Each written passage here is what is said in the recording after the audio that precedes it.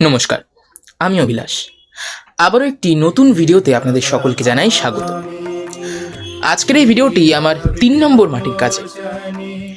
মা দুর্গাকে বানানোর পর আমি তখন খুব একটা স্যাটিসফাইড হই, যার জন্য আমি ভাবছিলাম আবার মা কবে মাটি আনবে আর আমি সেই মাটি দিয়ে আবারও নতুন কোনো মাতৃ প্রতিমা বানাবো।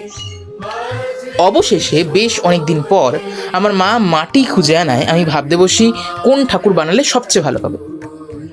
কারণ আমি চাইছিলাম এইবার যেই ঠাকুরই বানাই না কেন সেটা যেন মা দুর্গা আর গণেশের থেকেও বেশি ভালো হয়।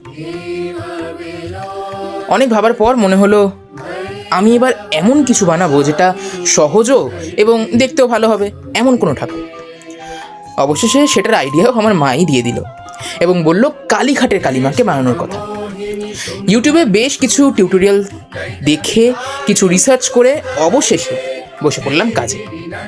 মায়ের বডি, মুখ, মুকুট, ফুলমালা সব কিছু হয়ে যাওয়ার পর ইচ্ছা করলো এবার হালটা আমি ছেড়ে দিই, কারণ এবার ছিল আমার সবচেয়ে অপছন্দের কাজ করার পালা, আর সেটা হলো মায়ের হাত। আবারও বেশ কিছুদিন শুয়ে বসে কাটিয়ে আমি অবশেষে তার আর মাটির সাহায্যে গড়ে তুলি মায়ের 4 হস্ত। আর তারপর এলো রং করার পালা। প্রাইমার দিয়ে রং করতে করতে অবশেষে 1.5 মাসের মধ্যে শেষ হলো আমার 3 নম্বর মাটির কাজ, কালীঘাটের কালীমা। আজকের অর্থাৎ মাতৃ দিবসের মতো এক বিশেষ দিনে আমি মাকে সাজিয়ে গুছিয়ে সুসম্পূর্ণ করতে পেরে সত্যি ভীষণ খুশি। আমার তরফ দিয়ে আমি সবটা দিয়েছি এই কাজটির ওপর, এবং আমার মতে আমার আগের 2টি মাটির কাজের থেকেও এটা হয়তো আরও একটু বেশি ভালো হয়েছে।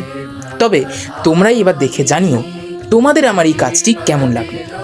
আর এখনও যারা আমার আগের 2টি কাজের ভিডিও দেখোনি তারা প্লিজ প্লিজ প্লিজ চটজলদি আমার চ্যানেলে গিয়ে সেগুলো দেখে এসো।